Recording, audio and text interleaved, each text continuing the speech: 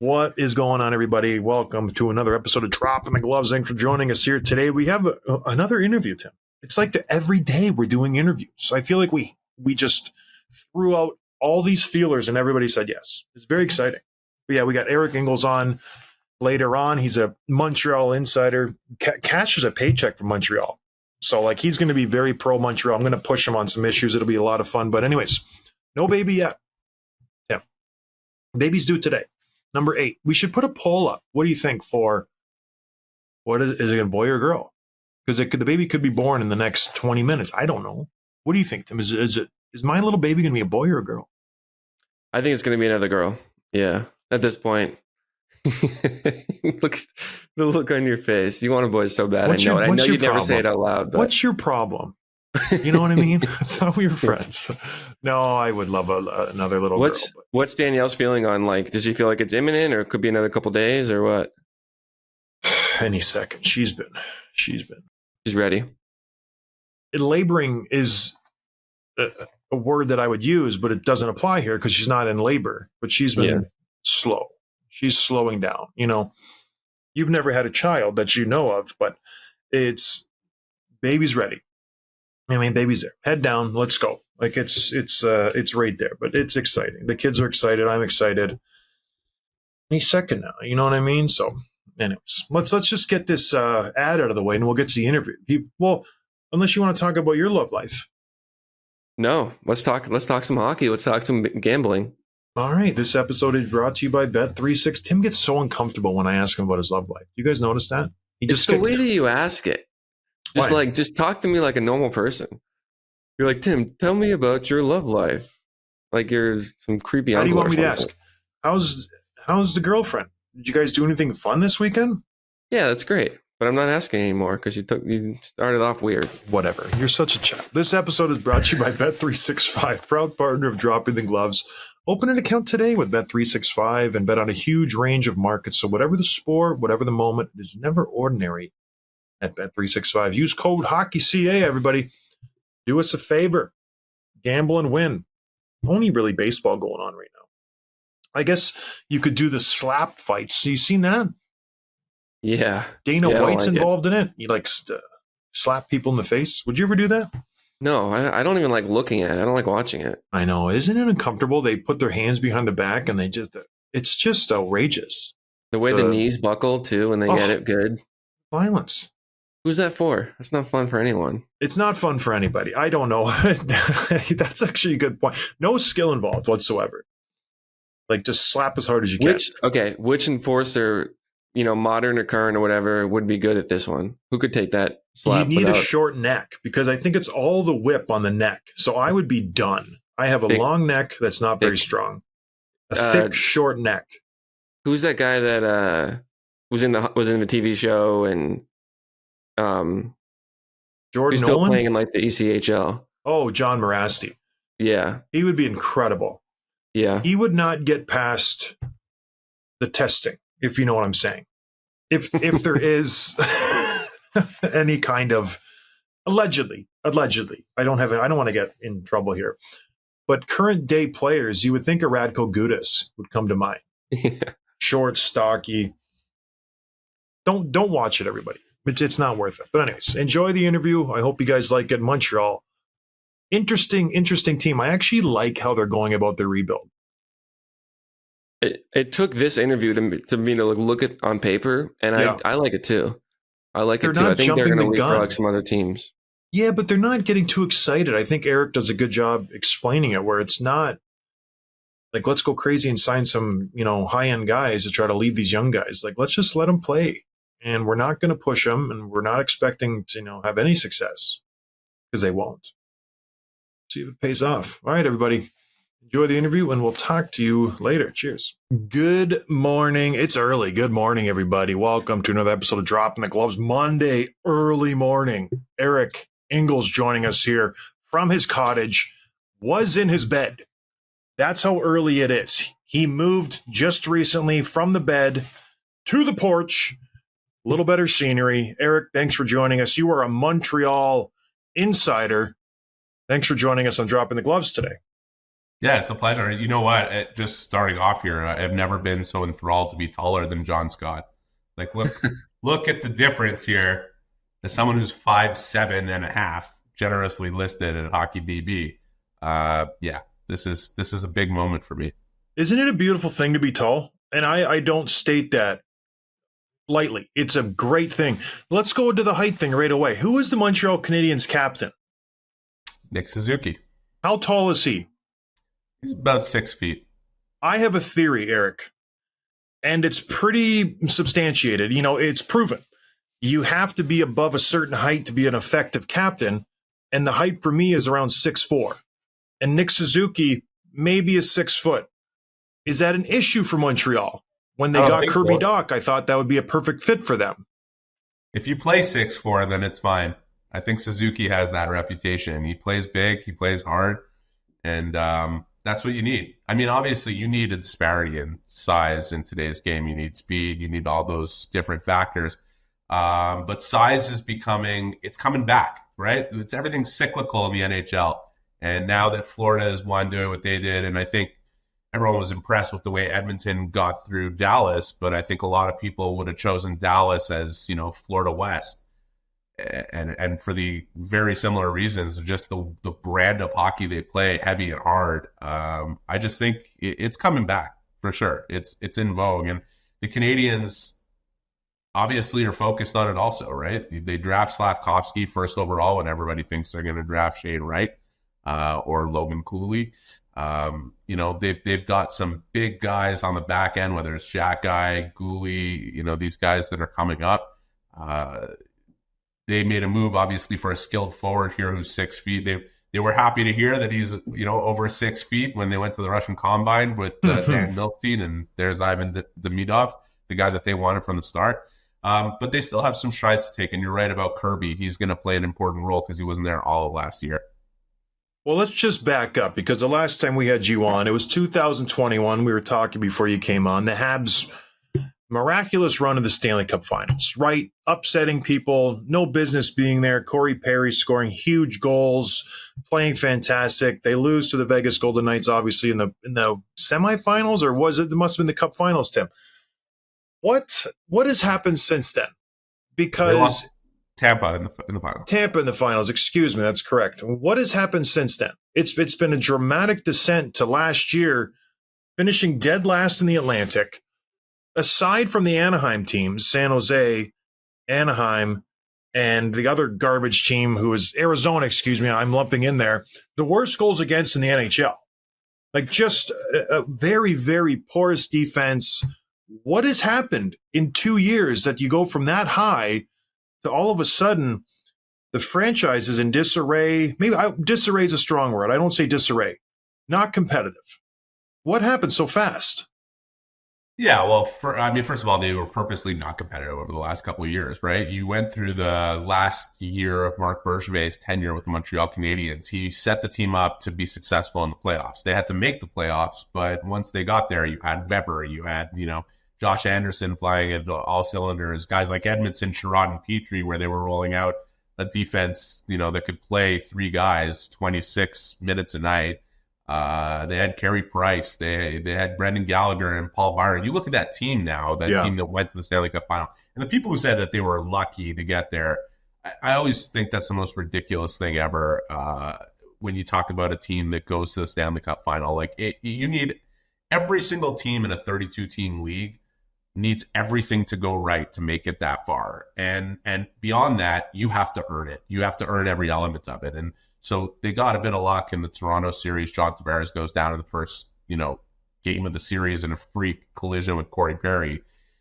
But they still beat Toronto in 7 games. They still beat Winnipeg in a 4-game sweep, a Winnipeg team that was, an excellent team at the time, a team that was expected to kill Montreal. They beat Vegas in less than 7 games in 6 games, and then they ran into the one team that was playing better team hockey than them. But from that run, Carey Price, whatever damage he had to his knee became so extensive that he would only play 5 more games over his career. Shea Weber, the stuff that he was dealing with that he recently spoke on upon being inducted to the Hall of Fame, half an ankle he was playing on. He was having to take a lot of painkillers just to dress for a game. He was showing up on game days at 8:00 in the morning to be prepared for a game to play at night. He was in excruciating pain nonstop.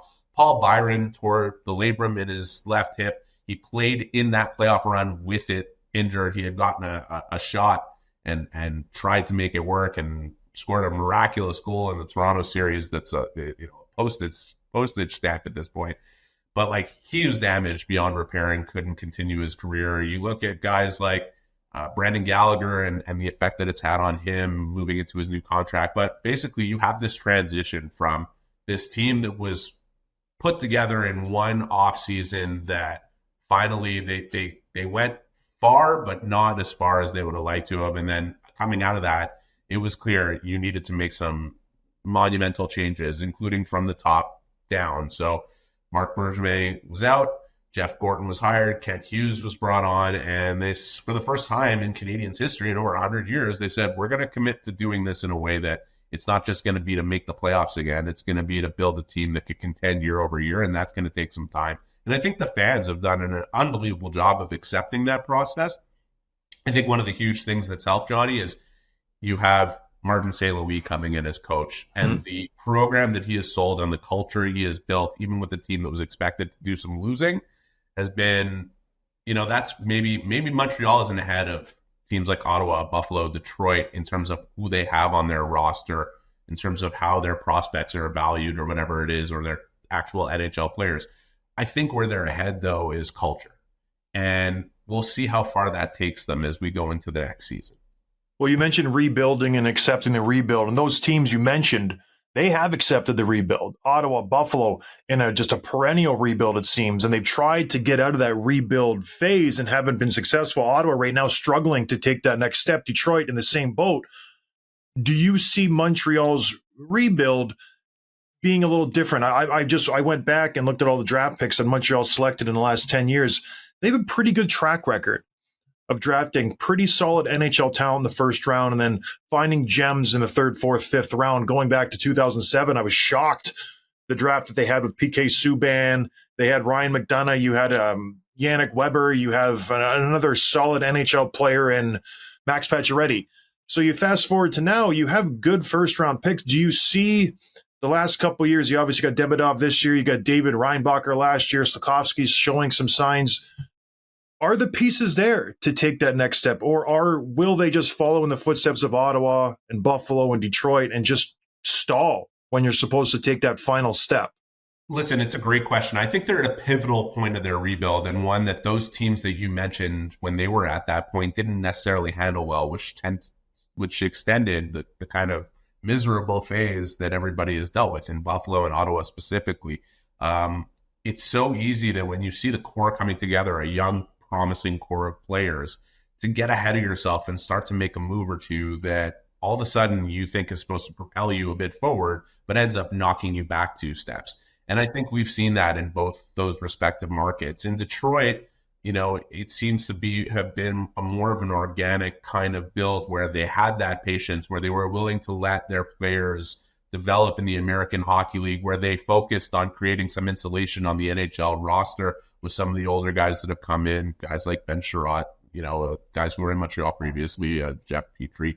You need some seasoning, you need some insulation for this young talent, right? Like, I look at Ottawa and go back to the days where a couple of years ago where you had all this premium talent, like when Thomas Chabot came in. When I looked at Thomas Chabot, I was saying, like, this guy has the ability to become a top 5 defenseman in the NHL. But all of a sudden, nobody's playing ahead of him in Ottawa's lineup, and he's playing 26, 27 minutes a game. And, I still think he's one of the 60 best defensemen in the league, but has he hit his potential? And that's where, if you get impatient and start making certain moves, that's where you can create problems. I think of Buffalo, like, you go back to when Tyler Myers came into the league, and he had that incredible rookie season, and everyone from the fans to Bob McKenzie was saying, this guy will be a Norris Trophy perennial contender. And then a year later, Henrik Talander and Tony Lidman are gone. Yeah. This is John, you know this inside out. Like, this is a tough game to play at a young age. The Canadiens are very young. And I think one of the reasons that Kent Hughes abstained from the open market this year is would he love to add a player that could reward the effort he's seen from his players over the last couple of years of what they knew would likely be losing hockey? Absolutely. Like, this is one thing you'd say about this team. The culture they have, they try hard in every single game. There's maybe a handful over the last 2 years you'd point at and say their effort wasn't there. But one thing he didn't want to do is sign somebody for 4 years that could help them maybe take a step towards the playoffs this year, but will detract from their ultimate goal of trying to be a perennial contender. And that's where they're at this sensitive juncture. And I think that patience that I talked about within the fan base, it might wane a little bit this year. We'll see. They still have a couple months to make some moves here. I think there's trades that will be available on the market to them and everybody else that's still in the market to acquire some players. But how much will they get done that nudges them that much closer to the playoffs? Yeah. And I'm not sure that they care that much about that versus their ultimate goal. And that's crucial. I think some other teams that we were just talking about, they've gotten impatient in that process and set themselves back instead of propelled themselves forward.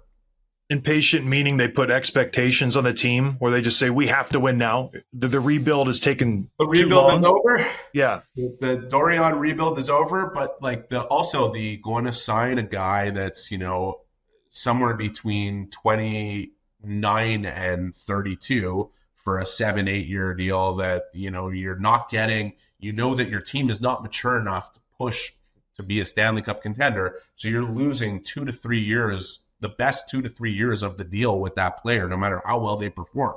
And the goal for Montreal for too long was, let's make the playoffs and see what happens. That's not the mentality of this management that's taken over. It's the opposite. It's, by the time we're making the playoffs, it won't be let's see what happens. It'll be, we have a chance. And we're going to have a chance and extend that chance for a year. They're looking at, teams like Tampa and Chicago and whoever it was in LA over those years where it was, we're going to have a chance 4 or 5 years in a row, 5, 6 years in a row, because we didn't jump the gun trying to just make the playoffs. And that's a very difficult balance to strike in a market like Montreal, where the expectations are, hey, like, there's 24 Stanley Cups here, and it's since 1993 that there's been one. And, they want to see progress and momentum. And I think the fans are so excited about the youth of the team, about Marty St. Louis, about the culture that I was talking about, that you're flirting with a bit of a scary situation that the patience that you have as a management group could not match the patience of the fan base for the first time here, because if you don't see that forward momentum, right? Like, say a few key injuries happen to Montreal Canadiens players this year, and they're not able to take a step out of the NHL basement, then there will be legitimate concern coming from all pockets of the fan base. Whereas I think from a management perspective, they say to themselves, if everybody stays healthy, then we could be in the mix for a playoff spot, which is, I think, is true. But when does everybody stay And then healthy? they had to endure the fan base year after year of Marc Bergevin just making terrible moves and head-scratching moves. The Jonathan Duran, the Sergachev trade, the signing, just a plethora of third-line forwards, grinders. That was his MO. I like a grinder. We got to have him on our team. So if I'm a fan of Montreal, I'm happy, but I'm also like frustrated. Like, let's go. I see the light. Let's get there quick. So yeah, I wonder how long that runway will be for Hughes and St. Louis, because it was a long run for Bergevin there. Yeah, I think when you look at Marc's moves in isolation, he made really, really good ones. Was he able to ever build something cohesive? Only in that last year when he said, I'm going to get all these players that I know will perform in the playoffs, and if we make it there, we'll have better than let's see what happens type of chance. And they did. They were full value. Like I said before, they were full value going to where they got to. At the end of the day, my opinion on the Bergevin era, I think Marc Bergevin is an excellent hockey man. He if you look back on his trades, John, and the moves that he made a lot of really good ones. What he wasn't was an executive on the level of, a Jeff Gordon who had worked through Boston and New York and kind of climbed his way through every element. And I think one of the interesting things Jeff Molson did here in Montreal is he said, I need somebody like that and a hockey man. This is a 2-person job. And so you've got Jeff Gordon, who came in, who has got that executive stature, who was a GM in the league for a long time, but also saw the behind-the-scenes business of how to build an organization, how to harmonize different departments. And then you bring in a guy like Kent Hughes, who's got this incredible experience as an agent and contract negotiation and trade value and all those things. And I think they've worked really well together so far. But hey, they're approaching the most difficult turn in this whole process, right? They're 2.5 years into an officially stated rebuild. They've seen some momentum in their culture, in the way they are, like in the way in the program they've set up. And now it's, how are you going to take that to the next level without messing up your big plan, you know? Well, one of the most important pieces of that rebuild, arguably the most important, will be Slavkovsky, who they just signed to on July 1st to an 8-year deal at 7.6 per. It's a lot of money to commit to a guy who, had a good breakout season, 20 goals, 50 points. How is he worth that money? What does he have to do to become worth that? And how do you see that contract playing out? I think that contract is going to be a complete bargain. It has the probability of being a bargain within 3 years of it being signed. And don't forget, it starts a year from now. He's on the cap for 880 or something like that this year. But honestly, with the way that the incredible thing about Juraj Slavkovsky is the rate of progression. He goes from a guy that everybody's looking at and saying, maybe this guy belongs to the American Hockey League, to, wow, he belongs exactly where he is on the first line of the Montreal Canadiens. And his ability to turn what was his biggest weakness, which would be a normal weakness coming from Europe and being an 18-year-old kid stepping into the NHL, is playing away from the puck and reading the game. He turned that into his biggest strength within a year. It was a remarkable transformation that I got to give a lot of credit to Uri himself for kind of ignoring the noise around him and focusing on the process that Martin St. Louis and Director of Development Adam Nicholas kind of set forth with him. Those two guys deserve a ton of credit also, because they kept him on the ground, they kept him level, and they also fought against the idea that the American Hockey League would be a better place for him. The whole thing with them was, if he's going to learn to play at NHL pace and learn to read things at NHL pace and make the right reads and get to the right spots, it's not going to happen at AHL pace. And so they were adamant on keeping him there. And right when he was floundering, like at his most last November, that was when St. Louis, instead of saying, hey, maybe it's time to sit out of the lineup, he moved him up with Caulfield and Suzuki.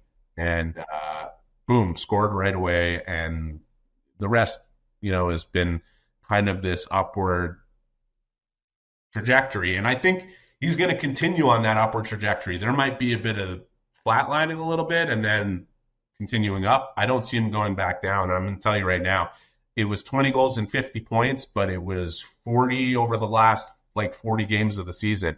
He was and he was playing 21 minutes a night against the best players in the world, night in, night out, first power play, and just completing that duo extremely well. I think he's going to be a really good player this game. Well, he better be. We're talking like he's the 10th overall. He was number 1 overall, Eric. Yeah. He better damn well be. Celebrini, Bedard, Slavkovsky, Owen Power, Jack Hughes, Darlene, Hershiser, Matthews, McDavid, Ekblad, McKinnon. Those are all number 1 overall picks. Yeah. This guy has to be a superstar. We're not talking like a 5th overall. This guy has to carry the load.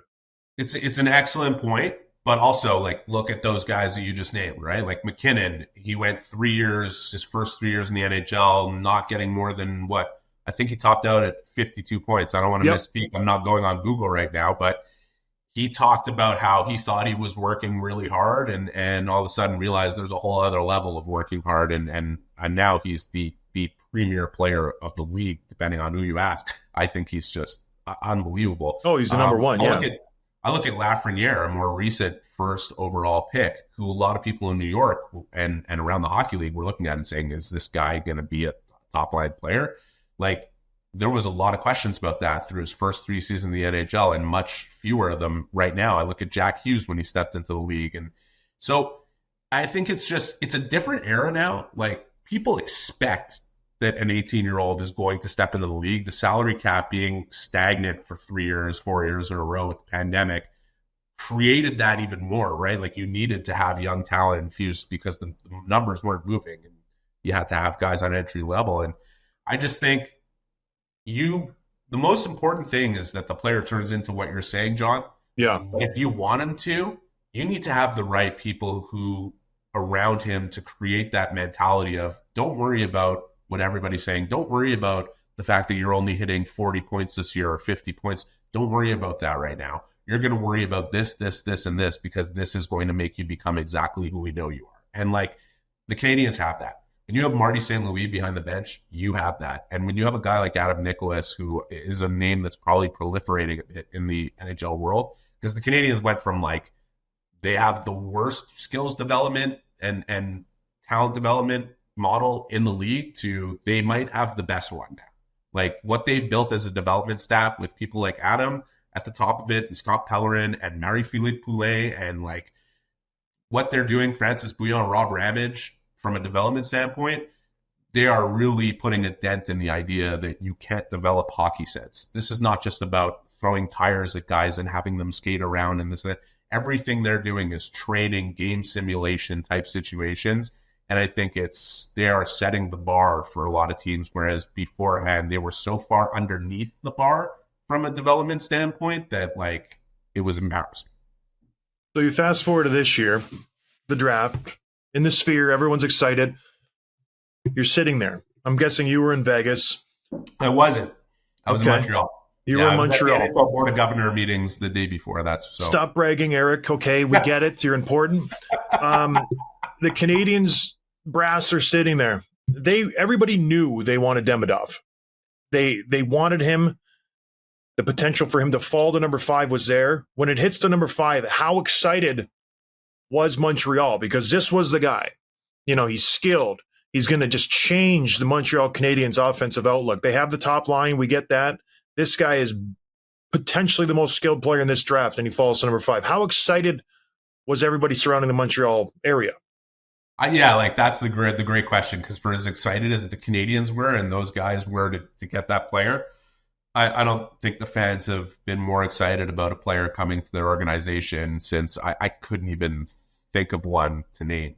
Aside from, like, if I look back my own life watching hockey, maybe when Saka Koivu first came into the league, and not even when he was drafted, and had an unbelievable kind of first showing and showed that type of potential that maybe not even anybody expected that he had. Like, I don't know if Canadiens fans have been as excited about a player since. They haven't had a player this talented in the system since Alex Kovalev. And they loved him. You know, he brought everybody out of their seats, and this player has that potential. A lot has to go right. He's got to develop. He's got to figure out North American game. He's got to come over here to begin with, which we're expecting will be in a year from now, barring some really strange, unforeseen circumstances that you attach to any player that comes out of Russia. But the desire of the player is very apparent. The ability of the player. I always say, like, I find the draft conversation to be nauseating. You know, people ripping apart players left and right and center who have only watched like 10-minute YouTube highlights of the player and like don't realize that like these teams are spending 5 years building extensive profiles on who these kids are. But like, you watch a 10-minute highlight pack of Ivan Demidov playing, you have a pretty good idea of what this kid is. And we'll see how it translates to the pro game, which he hasn't played yet. He hasn't played it in Russia. But I don't think I've seen Canadiens fans more excited about a player in a very long time. And I think that excitement is justified. I think he's going to be a really good player. Was there a little bit of a worry? Because last year, a lot of people wanted Michkov, the Canadiens. Yeah, the Canadiens to pick him. He falls to 7. You end up with Reinbacher. Was there a sense of like, oh no, they're going to do it again? Because there's another high-end Russian forward we missed out on. He went to Philly. Or was this locked in 100%? We're picking this guy. No ifs, ands, or buts. Yeah, listen, from my vantage point, it was locked in 100%. From a fan's vantage point, I'm sure there was some trepidation about it. But the thing that I may have known that they necessarily wouldn't have that knowledge about is that they had a very different opinion of Ivan Demidov than they did of Michkov. You know, like a very different opinion. Talking about management.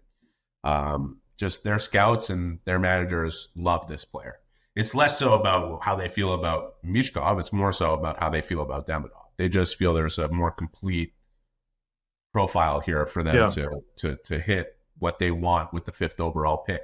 You know, when you draft 5th overall, you have to go with the player who you believe is by the time they hit 23, 24 and onwards is going to be the absolute sure bet pick that, they feel is going to have a lengthy and strong and good career. They felt that way about David Reinbacher, much more so than Michkov. It doesn't mean they didn't feel that way about Michkov at all, but they clearly liked Reinbacher more. And they weren't the only team. There was teams that were trying to trade up with the Canadiens to get Reinbacher. Yeah. Ultimately. Oh no! Yeah. No. Not chirping that guy. It's just the sexiness of the skilled Russian. There's just the unknown. Like, oh my goodness, this guy. And he might be great. Yeah. Like the circumstances around Michkov when he got drafted were insane. From his father ending up dead in a mysterious way a month prior to all the scuttlebutt about the player off the ice, on the ice. And ultimately, they made their pick. And fans, like you said, John, they were kind of like, this team hasn't had a 50-goal scorer since Stefan Richer. This team hasn't had a 100-point player since Mats Naslund. And Crazy. They were looking at Michkov and even Shane Wright the year before that and saying, like, these guys have been the consensus number 2, number 1 guy overall for years. Michkov, they were putting him in the same sentence as Bedard. So there was a lot of backlash and concern, and some of it landed at David Reinbacher's feet. Very unfortunately, like in the age of social media, there were people going after him, and he's like, I just want to play hockey, man. Like, I'm going to be a good hockey player. And he is going to be a good hockey player. And we'll see what happens with Michkov in Philly, especially now that he's there. One thing that you just disassociate from the whole thing is like Demidov himself and what he is capable of doing. When I mentioned the Richer and Naslund, like the first thing that popped into my mind is like, I think this kid with his skill set, he could be the first player since Mats Naslund to score 100 points in a Canadiens uniform.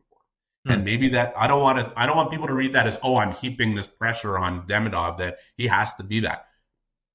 Not at all. I just look at the talent and say, I don't think the Canadiens have had a player with that type of skill set since Kovalev was on the roster. And in that day and age, he had 84 points in 82 games. So we'll see what happens. One kid I want to ask about is Kirby Dach, who's been on our show multiple times and obviously had really tough injury history since he got drafted, really. Only 2 games last year. What have you heard about him? What is he going to play next year? I was thinking all season about Kirby Dach. Second game of the year, he gets into a very strange collision with Jared Tenori that twists his knee to the level that he ends up with a torn MCL and torn ACL. And then he's wearing this label of, Kirby Dach is injury prone. Like, is he? Like, he took a slash and broke his wrist in one incident and in the other had a freak collision. Has he missed some games outside of that with a little thing here or there, a concussion? Sure. Do I label him as injury? No, I think he's been unlucky. He's been unlucky to this stage. Kirby, when he came into last training camp, looked like he was going to be the best player on the Montreal Canadiens. Like, coming into the season and first game in Toronto, I think he put up 2 points, and it was just like, this guy is going to be unbelievable at both ends of the ice. His competitiveness is unbelievable, and he was hitting that point of his career where I was like, he's going to take off here. He's going to go from like he had 38 points in 64 games to he's going to pass 60 points this year if he keeps playing for 82. But I was thinking about him all season, and this is what I was thinking. I was thinking, imagine what is running through his head, watching Suzuki, Caulfield, Slavkovsky, Gouli, Xhekaj, all of them take these steps in their development and how badly he wants to be a part of it. And I think the desire within the player is enormous. He is a huge difference maker. The Canadiens were in the most one-goal games in the NHL last year. Now, I'm not going to sit here and say if Kirby's in the lineup for all of them, they win, more than half of them. But I think if you look at that this year and they're in the same situation, he's going to be a major difference, turning a lot of those results around. And he just has that ability. And people are going to learn. People who are looking at him and they don't necessarily know, they're going to learn because he is tenacious on the puck. He's got an incredibly annoying stick. He steals pucks like better than anybody on this roster. Yeah. And he has the ability as a similar player to Suzuki in terms of his vision, his playmaking, and his brain, and he can skate. And as long as his skating is still intact the way he expects it to, because when I last spoke to him, I said, physically, and he said, physically, I feel better than I ever have in my career. Like this surgery went very well. And if it was up to him, he would have been playing games at the end of last season. It wasn't up to him. It was up to the team. And they said, no, we want you ready for next season. And I just look at the player's desire, like what must be burning inside of him. And I think this is going to be a great experiment here with Kirby Dach. I think he's going to have a really big year. No, yeah, I'm a big Kirby Dach fan. I think he's got the physical size and the skills to be a huge impact. I mean, I think he's a number 2 center on any NHL team. Like he's a solid player, which begs the question. You have a star first line. Slavkovsky, Suzuki, Caulfield, proven. And then it's just a cupboard's bare after that. No additions in the offseason. You bring in Bear Boulay. Good, tertiary piece. He's not going to light the world on fire. You got Gallagher on the second line, Josh Anderson languishing on the third line, maybe second line. Will they finish better this year than last year? Yeah, like that's the question, right? And everybody's asking it, and I'm kind of loath to answer it on July 22nd because I just think there are, it's ironic to me. All the names that we were talking about, the main names that we were talking about on the trade market over the last 3, 4, 5 months are still there, right? Like they're all still available. I don't know what the Canadiens intend on doing between now and the beginning of the season. I do expect that this roster is going to change a little bit, especially up front. I think that one thing is going to get done where a player comes in here. Now, if Kent Hughes can't find a fit, he's not going to force it. He's not going to do something that, again, sets back his long-term plan. So if this is what they have and this is where they're going in, then I think it's really debatable that they'll do much better.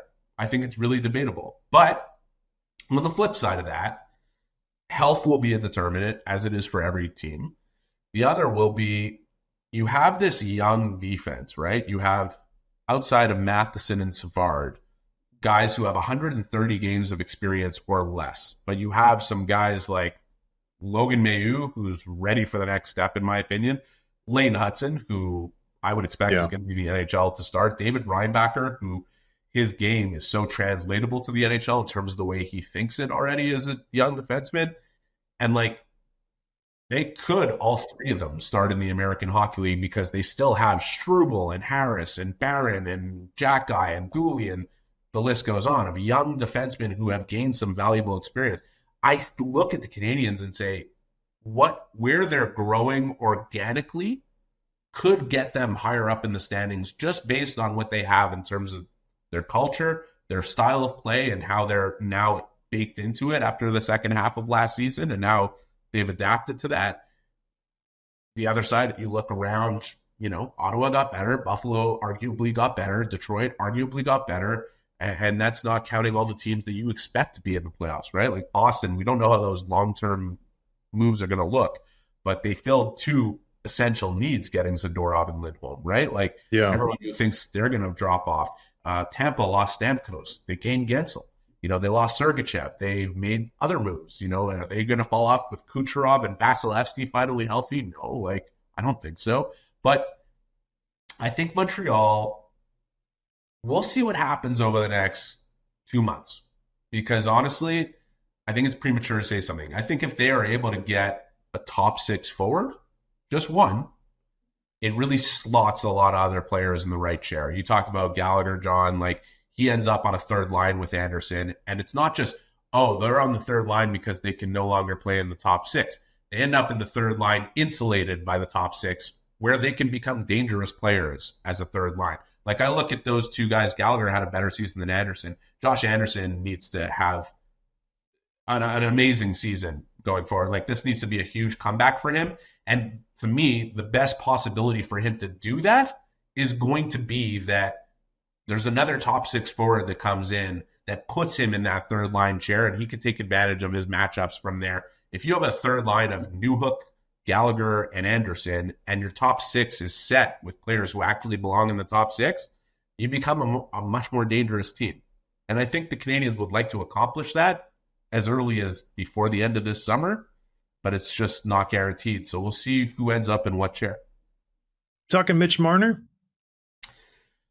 I think that's intriguing, but no, I'm not really talking about him. I don't think that's a realistic possibility. But, Trevor Zegras is still on the market. Martin Necas, we'll see what happens with him in Carolina. They lost a lot of players, so maybe they kick the can down the road, but it doesn't look like it's going to be a long-term fit between them.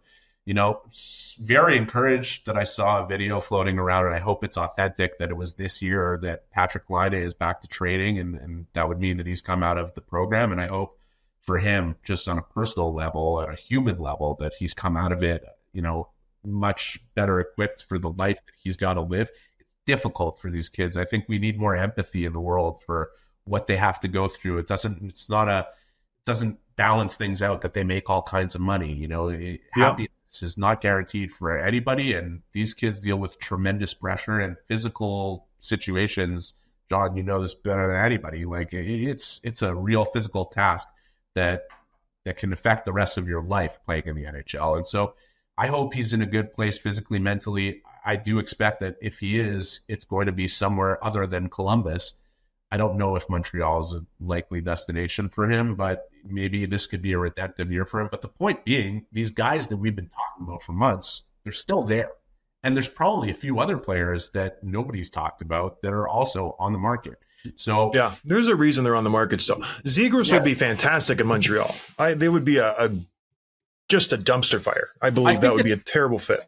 I think it's unlikely. I think it's highly unlikely. I think it was made even more unlikely with Demidov being drafted, right? Yeah. Like they have Caulfield in their top 6. Demidov is guaranteed to be there, and I don't think they're going to add another smallish type of player in that role. So we'll see. But we will. But I just mentioned those guys because we've talked about them nonstop, and they're still available.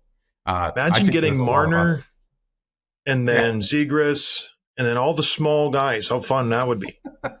Under 5'8". That's it. Yeah. Speaking of bigger guys, Eric, though, this is a fighting show. Montreal has one of the toughest guys in the league, Arber Xhekaj. Burst onto the scene a few years ago, slowed by a shoulder injury last year. Obviously frustrated for him and frustrating for me. We don't get to see the big guy fight.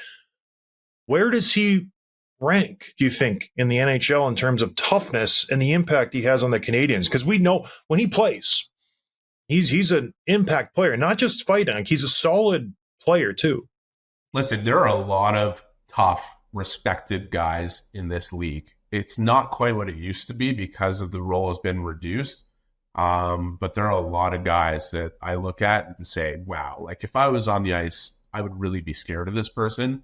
I think the guy who wears the crown on that one, and maybe people would debate with me on this, because he just didn't play as much under John Tortorella over the last year. But the guy that I would fear the most is Nicolas Deslauriers. Yeah. That guy, to me, is not only is he willing to go with anybody, but he's a beast. And he's an old school, I'm going to throw them. We're not just going to hang on here. And so that's one guy. And I know Arber had a fight with him, a short one that, I think it was kind of level. I'm not sure he got the decision on that one. But there's not a lot of other guys that I would rank above Arber in terms of toughness and willingness. And he's a Is he healthy, ready to go? He will be healthy and ready to go. He had that shoulder operated on. He's had 2 shoulder surgeries, and we're going to find out. Both of them done. If it makes him better now that those injuries that he was playing with. He said he was playing with the most recent one going back to junior, and that he's had on and off problems with it, right? So I think when people hear surgery, they think, I think sometimes when you hear surgery, there's potential that you come back better because you've been playing with an ailment for a long time. He certainly is going to believe that, and he's going to be tested, right? Like he's always going to be tested, but that I think he'll be more tested on the hockey front, which I think he has the ability to pass that test. On the fighting front, test him at your own peril. That's not a guy that I'd be looking to go drop the gloves with. And the Canadiens have a couple of those guys. Jaden Struble is a guy that I think a lot of players would look at and not think twice about fighting him, and probably would after it's done. He's a strong man, and he's fearless, and he's tough. Pezzetta is not a heavyweight by any stretch, but he is willing. Gives her. He is willing, and he is a great teammate. And he is a guy that I think, as a guy who's kind of been on the outside, inside of a lineup, 13th, 12th type of forward, the Canadiens have been so reluctant to put him on waivers at any point because they know that they would lose him no matter what. And they don't want all the fighting responsibilities and defending the teammates to fall on Xhekaj, you know? So I think the Canadiens have a pack mentality. They stand up for each other. And as they grow together, I think that's only going to grow. I agree. I think he's a good influence on the team, Arber Xhekaj, especially with Rempe in the East, and the East is just getting bigger. You got Reeves, you got McDermott. It's a tough division these days, so they need him in the lineup. And we love having you on the show, Eric. John, I know you got to get going. John, who do you see as the toughest? Like I said, D'Lo. I think Delorier. Like, who do you see as the guy that has that intimidation factor in the league? I'd be curious. Yeah, I think you're bang on. Nicky, I played with Nicky in Buffalo, and I think the thing that he has going for him is he has speed, so he can get around the ice and make big hits. He's not just Rempe seems to have that same kind of impact where he's quick and he can get around and hit people. But Ryan Reeves has lost a step. I don't think there's Olivier Tim. Where did he sign with? He signed somewhere else, so he's up there obviously. But Nicky is more than willing combatant. I love how he fights. Like you said, he's so fun to watch. Scary dude, and one of the nicest guys ever off the ice. Just dude, he's got like 4 or 5 kids. He's just a great dude. So yeah. All right, Eric, your time is up. Thanks for having me. Thank you for having us, and enjoy the cottage. We'll be talking to you later, I'm guessing, when Montreal is hopefully winning, right?